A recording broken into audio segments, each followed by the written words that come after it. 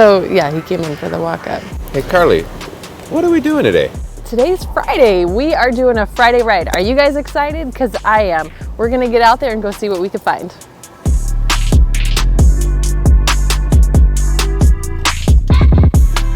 We are on our way to a male subject that is passed out in his car and he's not responding, and there's a citizen who is concerned about him. We're gonna go help out the officers that are there and see what's going on. Knew you would be the one with the cowboy hat. Yeah, he got high and passed out and was sleeping in his car. So we let him go back home. The car wasn't on, keys weren't in the ignition, so we couldn't do physical control or anything like that. So his mom lives 2 houses down, so he went home and is gonna sleep there, Cool. come back and pick his car up when he's sober. Well, it sounds like a good resolution. Yep. All right. Getting ready to clear the call here and ran into Deputy Calderwood, who is sporting our new cowboy hats. Take a look. Travis, how do you like the hat? It's nice. It's nice coming from a graveyard.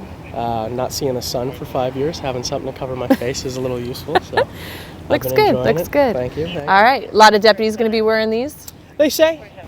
Boot Barn was sold out, so I think they have to mail order them now. Okay. But you should be seeing more of us. All right. You'll be seeing these out and about.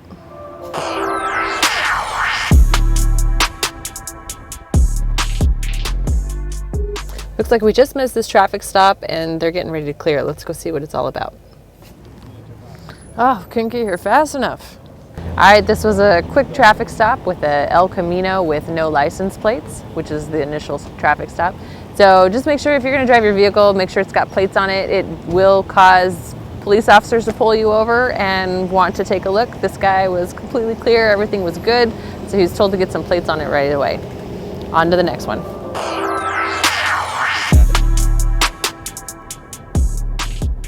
All right, you might be wondering why so many deputies showed up to that call over there for that El Camino and the traffic stop. Is one, we like to keep each other safe, and then two, usually afterwards, you know, we'll check in with each other and see what's going on for the day.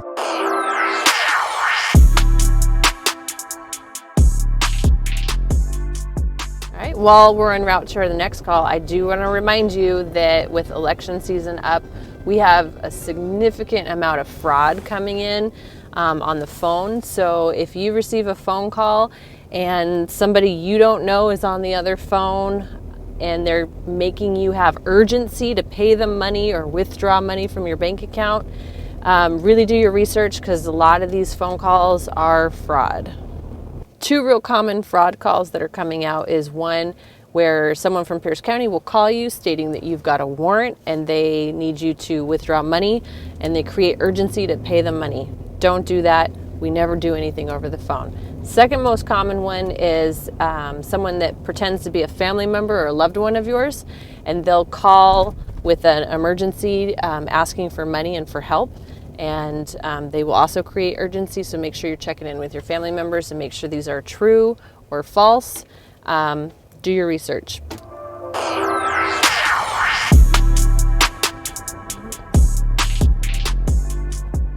All right, we are going to a domestic violence call. It looks like it's just a verbal argument between 2 brothers, and possibly they're both intoxicated, and one of the brothers wants to cancel, but usually with DVs we don't cancel those because we still have to check on the parties and make sure it's okay.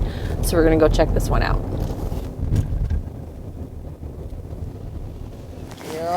Come on, working on drawing it out again. Okay. Were you the one that called? No. Is your brother in the house? Okay. Can I come in? Sure. We just gotta make sure everybody's all I right. guess we got a call. You guys. All right, so this one, we had 2 adult brothers that live in a house together, and it was just a verbal argument. There was no crime. One of the brothers was heavily intoxicated and just sleeping on the floor, so he appeared to be okay, and he didn't want to report anything or any crime, and didn't seem to be any injuries or damage, so we just told him to, you know, separate themselves, and we'll be on our way.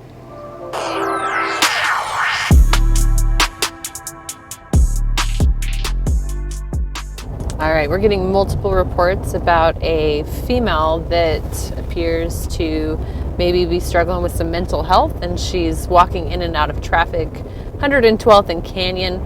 So we're almost there, and we're going to go back up some deputies and see what's going on. All right, so the update is that we've had 3 calls on her before. She said she didn't want to hurt herself, although she was just witnessed walking into traffic. You're just gonna have a seat in the back of my car for right now, okay? We're not gonna put you in handcuffs or anything like that. We're just gonna have you have a seat so I know you're safe, okay? Can you have a seat back there and you can drink your pop back there?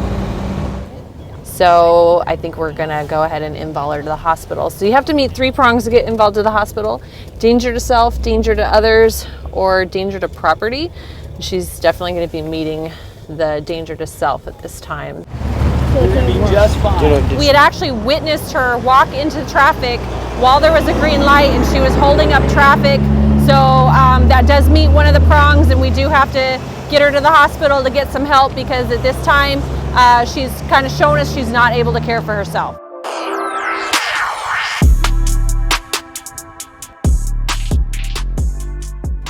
We're on our way to the Garfield bus station, where there's a male that's refusing to leave. And he's yelling and he's threatening, and reporting parties are saying that he's got something in his hand. So there's quite a few civilians that are feeling threatened by him. So we're gonna go show up and see if we can see what's going on and get him moved along. Are we trespassing this guy? No. No trespass? No. Oh, okay. So he's a guest of a tenant. Correct. So he's legally able to be here, and we'll let him be. Yeah. This is a really good example of the information we get doesn't always match the information we get when we get on scene. This gentleman actually does belong here, and we're not going to be moving him along since he is a friend of a tenant that lives at this Garfield complex. So he will stay, and we're going to get out of here. All right, enough of me. Time for Darren to have a turn. All right, now to have some real fun.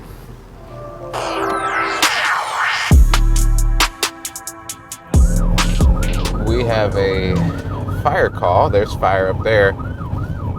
A 57-year-old man that's foaming from the mouth. The wife called in. We were on our way to a different call, but we're going to divert and go to this emergency medical call. See if we can help fire and see what's going on. A lot of the calls that we end up going to like this tend to be drug related as well. Since we've got fire on scene, we're going to go ahead and help with blocking traffic if they want to stop. You can show me last call on the medical aid on 22nd Ave, and the other unit can cancel fire's last call here as well. We're on a main road, and it's not too terribly busy, but of course when we have a big fire truck blocking one lane, it gets extra busy. So we're not really good at medical aid. We get here early, then we have to do some medical aid stuff, but since fire got here first, we'll help them out and direct traffic a little bit so that they can do their job on the side of the road and not have to worry about getting hit. All right, so now they're on their way to the hospital. He already had a medical condition. Wife's gonna follow him there. They're just getting him to the hospital faster. He was actually on the way already, so thankfully they were able to get here. There's a fire station right around the corner, and yeah, hopefully everything works out for them.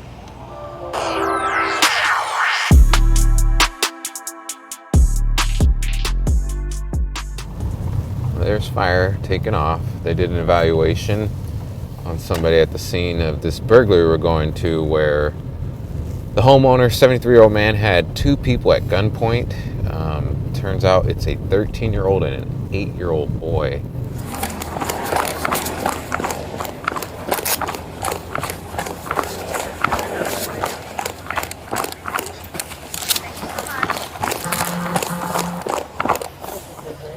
Yeah, that's it. All right, fellas, one at a time. You're gonna lay on your stomach with your arms behind your back, ready to go. I got hands. Do it now. You're gonna lay on your stomach with your arms behind your back. Don't reach for anything, or we might have to use force against you, okay? Do we have any Young more? man, you just stay right where you are. You got it? Go ahead. You got any more weapons on you? No, I don't think so. I don't think so, and I don't know are two different answers, okay? No, I don't. I don't have any knives or anything. I promise. So Deputy Cappetto's already out here. Because she's a school resource officer in the Puyallup School District, we're trying to see if we can find contact information for the 8-year-old so that we can figure out where he needs to go to get home. Jeez, guys, leave some room for everybody. No.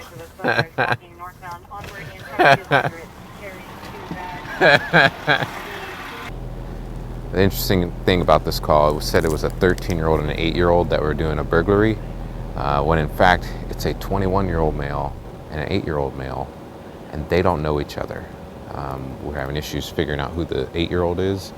We don't know how he became in this adult's custody, so we might have something else going on here. But right now, this male's in custody for burglary while we investigate more. The suspect was using a small garden tool to break out the window on this detached garage, and the homeowner just put these new bars in, which is helpful, but again, you still have all this damage that this guy did. I thought the oldest one was a teenager, and come to find out he's 21. Yeah.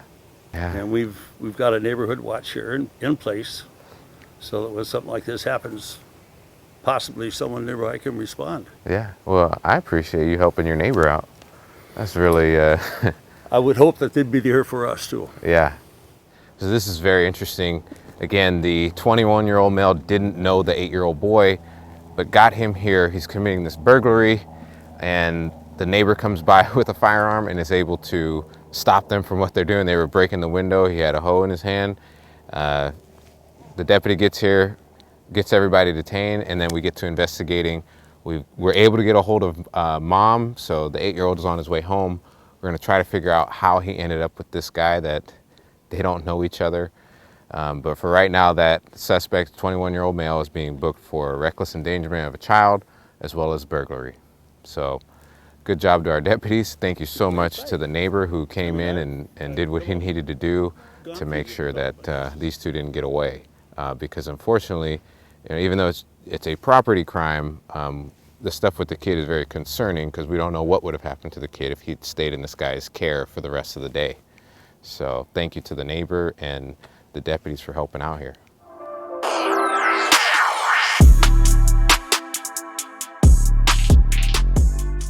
So not a whole lot of calls for me to go to today, but Carly, did you have fun?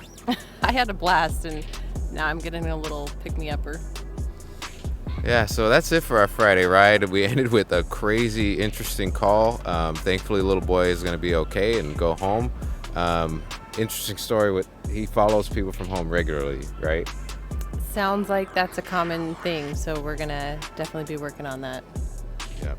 And that's just another way that an SRO is very helpful in schools, because without Carly here, we would have never figured out who this kid was, where his mom is. We would have just booked him into CPS and let them deal with it. So another great resource that we have, having Carly here in the schools, and we're going to end it with that. So you guys have a great weekend, and hope you enjoyed this Friday ride.